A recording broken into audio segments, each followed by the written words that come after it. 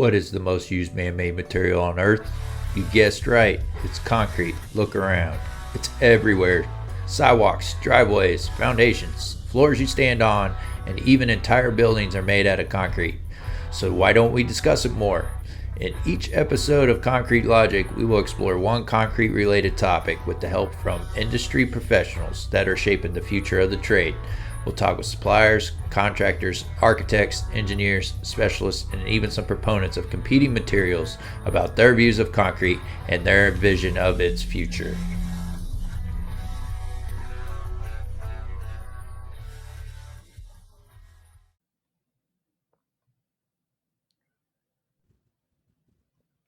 And welcome to another episode of the Concrete Logic Podcast. And today we have Rich Szecsy with Alamo Concrete Products. He's been on here before, and actually one of our most popular podcasts. I think it was because we were Rich. I think it was because I said something about concrete being the most environmentally friendly product out there, and you were teaching us on why concrete is green already, and the efforts that we make as an industry already to make it green. So I think people enjoyed that podcast, and I'm excited to have you back on. So Rich, what did I miss there? Well, no, I would say good morning to you. It's morning time here, Seth. I appreciate you bringing me back to the Concrete Logic podcast. I know you've got a lot of people following and listening, so it's always an honor and privilege to be asked to come back. So thank you. Yeah, no, and before we hit record, I was sharing with you. I was trying to catch up with what you've been doing for the last, say, about 6 months. We've had ACI conventions, we've had World of Concrete, and you were sharing. You went to ConAg as well, Yeah. and always enjoy your presentations that you give to folks. If people haven't heard Rich speak his presentations before, I encourage you to, as I was sharing with Rich, go jump on YouTube and look up Rich. I'm He's gonna got have some to great try that. presentations on there, and it's fun. It's just funny to hear people. Yeah, it's funny to hear folks react to your presentation. So it's definitely worthwhile. But I brought Rich back. I asked him to come back because I'm always wanting to get different opinions on Type 1L cement as we, I guess, acclimate to using it, and how people, what people are experiencing. And Rich, if you could, Rich is down in Texas, if you didn't catch that. So, Rich, can you share with us what's your experience so far? Sure. So I'm going to give it to you from two perspectives. First, before I joined the company I'm with, I worked for a regular concrete company, and we went through 2018, 2019, 2020, in kind of a very interesting transition between a Type 1-2 cement to a Type 1L. Plus, we hit a very, very strong period of both demand and material shortages. And in that particular case, I was transitioning from 1-2 to a 1L, and if I could add water to it, it was gray. It got hard and cracked. We put it in concrete because the demand was so high. We were just happy to have cement to supply concrete to our customers. Now, getting into 2023, Sure. and 1L is what I'm going to call in a much more mature state from both a production standpoint and acceptance standpoint. I'm going to backtrack to that. But now I work for a global cement company. It doesn't change my perspective as a scientist or an engineer. But what I do understand now is the approach to global sustainability that the cement companies, the cement industry, have been placed in. And so their approach to 1L is largely in response to global responsibility and all these other things. And they may sound like catchphrases, but when you're running a global organization and you've got to deal with a lot of municipalities and pressures for sustainability and environmental improvement, 1L cement makes sense. I get that. I understand the strategy behind it. That's big picture. Opposite end of the spectrum is, hey man, I got customers at the end of the shoot. I got contractors. I've got responsibilities there. I've got performance levels I have to hit and targets we have to achieve based on those specs. And that's where the rubber meets the road. And I know that there are challenges out there right now for some people in their approach to 1L and as contractors who are getting it.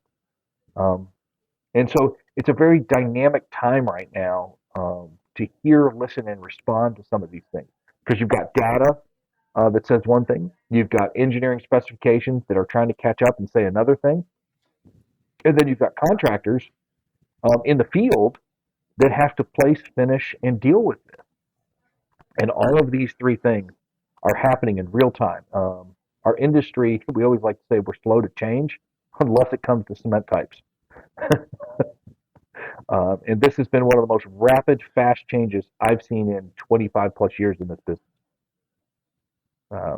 Yeah. And you and I were talking about offline kind of the history of some things and going back in time a little bit. And I will tell you from my perspective, this change to 1L cement has not been, this is not something new for us. We've done this before with a variety of products, with a variety of controversies. And I say that in very loose terms. And we've seemed to have forgotten that we've made it through some of those the same way we're going to get through these challenges with 1L. And I don't know if you want to talk about those, or I can remind people of what some of those are. Yeah. Well, what I was referring to, if you go back, if you go back, I think it's 11, 12 years now. I can't believe we're in 2023. I'm getting old. But I think back then, is this a similar change? Our quick switch to 1L, is this similar to what occurred with fly ash and slag? Is it the same kind of thing that, it seemed like all of a sudden they just kind of pushed and were like, hey, we use a little bit of it, but now we're going to use a lot more than what you used to using it. So that's when you started seeing things like 25%. Yeah, I would say that, but let me give you a couple other case examples that I think it's closer to. Go back that same period, go back about 20 years, and you may not remember because of your age, but I certainly do. We used to have a cement called a Type 1. We used to have a cement called a Type 2. And they were individual products. And then all of a sudden, literally overnight, there was a Type 1/2 cement. This caused a massive controversy. Engineers didn't know what to do. How are we going to specify this? I'm not kidding you, Seth. I still had to explain to somebody last year when they said, I want a Type 1 only. I said, it's a Type 1/2. I've never heard of that before. I've been doing this for 35 years. I've never heard of a Type 1/2 cement. So that when that happened, that you would have thought that the sky was falling and we were, cats and dogs living together kind of thing. This was unheard of. So I remember when we went from a 1 and a 2 to a 1/2. Highly controversial. The codes, the standards couldn't keep up. And all of a sudden, the market went from a 1 and a 2 to a 1/2 overnight. And somehow we still managed to build things. Yeah, I'm sorry to interrupt. Go ahead, what was the catalyst to that switch? What you had was people all of a sudden discovering much more durable. They wanted more durable concrete. There were better tests to evaluate and measure everything from sulfates to nitrates in soils. The exposure and reactivity of aggregates was being measured differently, and we needed better cement to combine with those materials to create more durable concrete. And so we created a 1/2. And ironically, what we found out was that all two, we already knew this in the spec, but a Type 2 cement already was a Type 1 cement. So we just labeled it that way. But it was so controversial at the time to do that. I'll give you another great example. Um, there was about 10 years ago when you were talking about fly ash, I thought you were going to allude to when the EPA changed the emission requirements on coal-fired power plants, and it raised the carbon content on fly ash. And all of a sudden, nobody could put entrained air in concrete using these higher carbon ashes. Massive controversy. We were having to double, triple, quadruple air content dosage rates so we could get air entrainment in concrete because the carbon content changed. What were we going to do? Well, I've got projects that demand fly ash. How do I put air in it? How do we respond? The codes couldn't keep up. The admixture companies were pulling their hair out. Do we increase the dosage? Do we increase the potency? But yet somehow we still managed to produce concrete and build buildings. Um, Huh. Another one that came out, this goes back maybe 10, 15 years, right in that same time period you were alluding to. Do you remember when we switched to polycarboxylate admixtures and everybody was screaming about cement and admixture incompatibility? There were problems with strength gain and setting time and slump retention because we had a new generation of polycarboxylate admixtures. And it was highly controversial for about 2, 3, 4 years. People were going around the country. There were fist fights breaking out in code meetings and all these kind of things. And somehow we managed to get through that. We figured it out, and we still built buildings, and the construction industry kept going. I think this is the exact same thing as all of those. We're figuring it out. The codes and the standards are responding. The engineering community is saying, hey, nobody consulted us. The code community is saying, hey, how are we going to keep up? But yet somehow we're still building buildings, and the construction industry is still going forward. Um, are there issues and challenges? Absolutely. We have them every day. I have them on whether I've got clean aggregate, whether I've got the right gradation, whether I have the right water cement ratio. Oh, hey, I've got a new cement type I've got to manage. Okay, we deal with it. That's our business. Um, I think it's very interesting listening to some of my colleagues talk about this and the challenges they have. Um, I was at a meeting, let's just call it 3 weeks ago, and I'm going to hypothetically call it HONAG. And there was somebody who stood up in one of the meetings and was talking about the challenge that they had with their DOT accepting a 1L cement. And we were listening, and finally, I got to the point where I was like, you don't have a problem with the material. You have a problem with the people in your DOT. The material is not smart enough to know that it needs to be tested a certain way. I said, you have a DOT that hasn't adapted, adjusted, or changed in 40 years. Your problem's not with the material, your problem's with your DOT. And I think, and I highlight that to say, I don't know that we have a material problem. I think sometimes we have a people problem. To sit down and walk through some of these challenges and have conversations, like you and I. I'm a producer, you're a contractor. If you and I have a challenge, whether it's on a quote or on a job site, we're going to sit down, we're going to sort through it and figure it out. Because that's our business. I think this is just the same thing. It's just a little bit of a bigger scale. But like I said, at the end of the day, it all comes down to what happens at the end of the shoot. And if I see you on a job site and I wind up, bringing you concrete, we're going to work it out. The kind of the way we have for decades upon decades upon decades with the same challenges we've seen, they just have a different name. And I think that's all we're talking about now. Yeah. Well, yeah, no, those are, all great, great points. And going back and looking at our history, I think, and reminding people of we've gone through similar situations before. And I think we all forget. I really think each one of us only has, about 2 years of memory, and everything beyond 2 years we forget. So, yeah. But yeah, as far as the 1L itself, and you guys are a global company.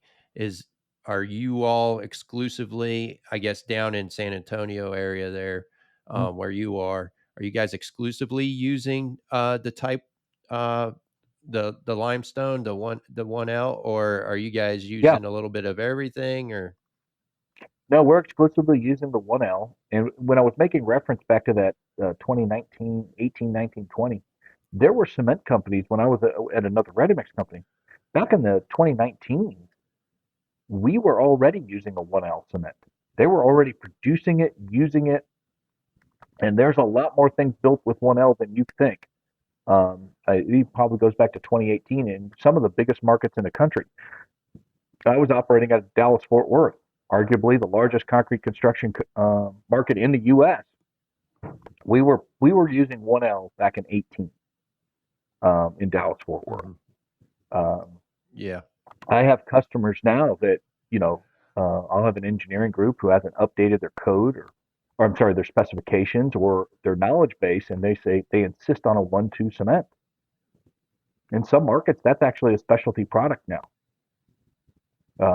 In some markets, that has to be imported. It's kind of like slag, say slag, where I am in South Texas. We're not a slag market. If somebody insists on slag, that's an import product. That's a specialty product. And you and I both know what that means.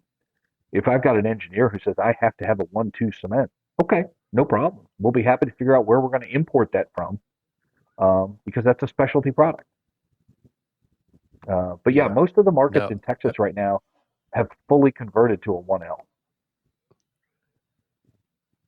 And you guys are using a ton of concrete down there. Yeah, when you're looking at Texas, you're talking twice the national average per capita, just over 2.1, 2.3 yards per capita in the state of Texas right now. And you're looking at the state of Texas is 62 million cubic yards of concrete. Yeah. Yep. Yeah, I mean, it's like a 13-year-old boy. It eats everything. Yeah. That's a good analogy. I got one of those at home right now. Your story about using 1L, I have a similar story up here in Virginia. I was asking a producer last year, and I was like, "Hey, we're getting across these jobs, and they're asking us to use 1L," and he's like, "Here, let me share a secret with you. We've been using this stuff for years. It has a name now, so." He said we use whatever cement we can get our hands on. So that's what he shared with me. And then as far as the type 1-2 being specified, I came across a spec recently on a government job, and they had type 1-2. But I don't know if that's just because they kind of copy and paste all their specs from job to job. If it's a similar job, they kind of that seems to be the kind of thing that you're not going to find a government entity, municipality, DOT, and particularly the federal government. They're going to be on the cutting edge. They're going to be the most responsive to what's happening in the market. So it doesn't surprise me at all that if you've seen a spec from a municipality, a DOT, or the Fed that's multiple years behind, if not decades. Many of them will specify things that don't even exist anymore. That's my favorite. Yeah. But is there so as like you said, we're kind of the guinea pigs of this new cement, the 1L. What are we learning about it as far as compared to what we've been used to with the type 1-2? Yeah, great question. So one of the things my takeaway is that when you've got a 1-2 cement, there are specifications and standards relative to producing that, whether it's chemical amounts and percentages or those kinds of things. A 1L has the exact same thing, except now there's a third variable, which is the limestone replacement. And that limestone replacement means something different. So if the Seth Cement Company produces a 1L10, the Ridges Cement Company produces a 1L10, we're still held to certain performance requirements, but the limestone that you quarry in Virginia is different than the limestone I quarry in Texas. So that introduces kind of a different component there. So we have an additional variable that we have to account for. Does that mean the 1L doesn't perform? Absolutely not. It just means it's a new introduction of a variable. And you'll hear people say, hey, I don't have a problem with strength, or there could be a water demand issue, or there could be a different amount of finishing that's involved. Your cement may be different than mine. And to me, that's no different than a contractor's experience or an engineer's experience. That if you've done placements in Virginia your whole life, and you'd say, hey, we've been working South Texas. Well, the aggregates are different. The sands are different. Um, the cements are different. Just because they're a 1-2 that you've been using in Virginia doesn't mean it's the same 1-2 in Texas. Your 1L there is going to be different than the 1L here. I just think that there is some more variability there that we're not used to seeing. And I think contractors are responding and kind of going, particularly, and it's interesting you had mentioned this about speed and demand. We have switched, I think, as an industry to this on-demand results. And by that I mean, you and I always used to know, as you as a contractor, me as a producer, nobody waits 28 days for anything, for strength. Now, most of our stuff, if it gets past 7 days, I'm shocked in terms of design strength, right? You guys want to go at 1, 2, 3 days, 7 days. Speed is everything now in construction. Well, let me rephrase that. Speed is second, of course, to safety, right? Safety is everything. Speed is second to that.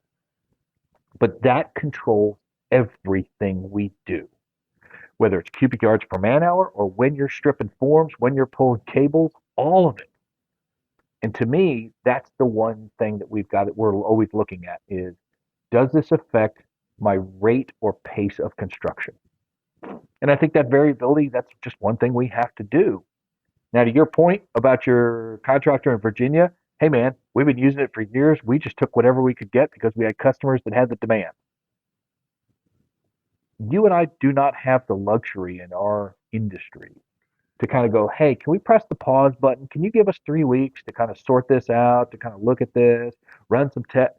Man, we don't have that kind of time in our business. I woke up this morning, it's raining here. I'm on the phone going, hey, is anybody pouring today? What are we doing today? Get these guys off the clock. Hey, if they're going to go, let's go. If not, what are we stacking up for tomorrow when it's not raining? You and that's our business. There's no pause button here. And I think that's the challenge, is that when we introduce a new variable, whether it's a cement and ash and admixture, we have to be checking and testing these things in real time. And you as a customer who I'm selling concrete to, your number one concern is not that. Your number one concern is, hey man, test on your own time. I got a project to do. I got a schedule to meet. I got money to be made. And my responsibility as a producer is to hit those targets that we have contracted to do. So to me, it's just kind of, all of a sudden now, it's almost like coming through the pandemic. It was, hey, there's demand. Let's just keep things rolling. And now all of a sudden, oh man, I don't have time to look at this. I don't have time to look at this. There's a new cement. There's a problem. There's a challenge. You're telling me as a customer, man, I don't have time for any of that. Let's go. I need 120 yards an hour. I got 3 pours scheduled this week. I got to keep a schedule. Now you tell me if I'm wrong on any of that. No, you're not wrong at all. And that is a challenge for a producer, because I know just recently here we're gearing up for a new job, and we're asking for submittals and everything, because it's one of those things where you're like I'm sure all the jobs are. They're like, okay, wait, we don't know if we're going to do this or not, and then all of a sudden it's like, okay, go. And by the way, the start and the end date has not changed. You just got less time to get ready. So yeah. What about with the Type 1L? Are you experiencing like any more use of any particular admixture or anything to help? Are you seeing contractors ask for that? Is there any demand for anything different that you've seen in the past with Type 1-2 cements? No, the only thing that, not from a contractor's perspective, I think from the engineering perspective, if they're not as familiar with it. Now, again, the contractors are taking and placing concrete every day. The concrete as it shows up and those kind of things, the trucks, none of that's changed. The test methods to slump the air, none of that has changed. The targets that are specified, those are still all the same. Hey, you want a 5-inch slump? I got to hit a 5-inch slump. Those kind of things. I think with the engineering community, the people that are reviewing the mix designs, they're a little bit more curious about results. They're a little bit more curious about strength. When we get into durability concerns regarding sulfates in soils and those kind of things, there's more questions about expansion tests or sulfate tests or shrinkage tests. But once you have those results, they're there and you can kind of work through the question.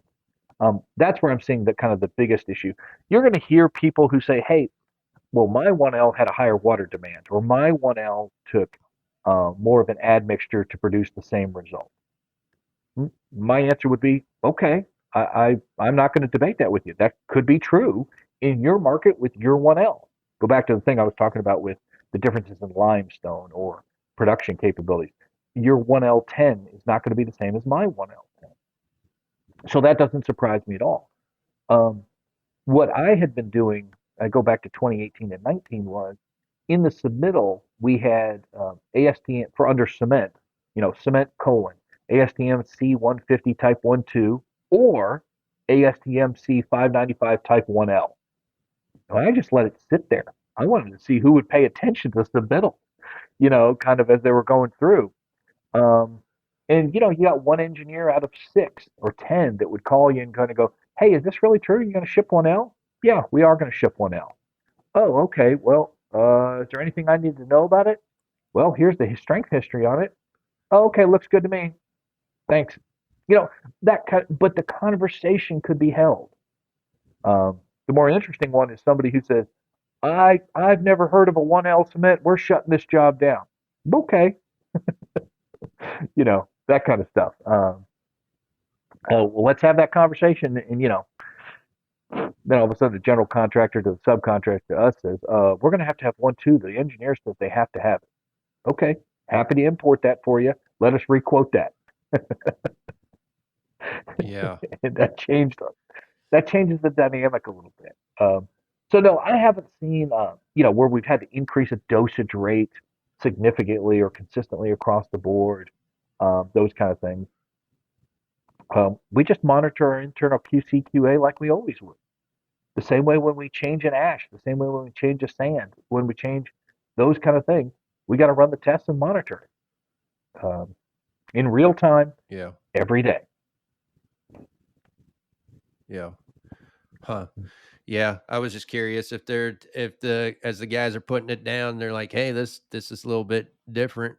I've heard stories, like you said, it depends on where you are in the country. I've heard down in the Southeast guys complaining about something, and then guys north of me complaining about something else about it. And like you said, it's still concrete, and concrete's the most local produced material, building Yeah. material. So you got, like you said, we get something different every day, every truck that comes.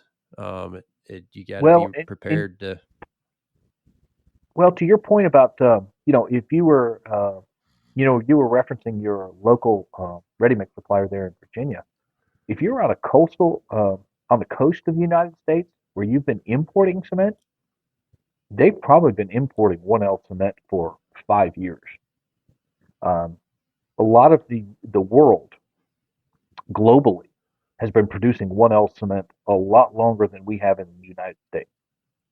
Mhm. And you're going to see a lot of imported cement into the United States that's a 1L. Um, you may see a couple of places, out of Asia that are still 1-2. But if you're getting a cement out of Europe, if you're getting a cement out of South America, if you're getting a cement out of certain parts of Asia, it's a 1L already and has been for a long time. Do you all import, or what's your where do you all get your cement? Yeah, given our size, we have both import terminals and cement mills, and so we've got 1Ls coming in from around the world into say Houston. Houston is basically a gumbo of cement down there. I think there's no less than 7 I've heard as high as 9 different cements are being imported into that market. So there's boats sitting out in there, sitting out in the Gulf right now with 1L cements from everywhere from Egypt, Turkey to South Korea. Yeah. Huh. That's cool. So yeah, you're kind of in the middle. Yeah. You hit it when you said on the coast, the producer that shared that story with me, he is on the coast. So yeah, they import everything over there. There's no quarries on the beach either. So all the aggregate and all that stuff's brought in as well. So it's definitely unique when you're trying to build on the coast. But I think this is a good spot to leave off today, Rich. If folks Okay. want to reach out to you, what's the best way? I think you've got all my emails and those kind of things. I'm not sure how you post or host that, but they can always reach out to me via email. And I'll even give you my cell phone number, which is always controversial. But I think you've got that. If you'll just attach that here at the end of the podcast, that'd be great. Yeah, I'll do that. Yeah, I was about to say that in end of your ACI presentation, you said, "Hey, here's my cell phone. You can use it. It's available 24 hours." So I'm in the ready-mix business, so nobody's shy about that. Yeah, that's right. All right, Rich, I appreciate you coming on the show again. We'll have to do it another time. Okay, look forward to it, Seth. Thanks again for having me on Concrete Logic Podcast. Yes, sir. Thank you for tuning in for another episode of the Concrete Logic Podcast. If you'd like to support the show, please visit our website, concretelogicpodcast.com, and click on the show support link. We welcome any amount you can provide. Your support enables us to continue to produce shows commercial-free and free of censorship. As we bring another episode to a close, let's enjoy some sweet tunes by the one and only Mike Dutton.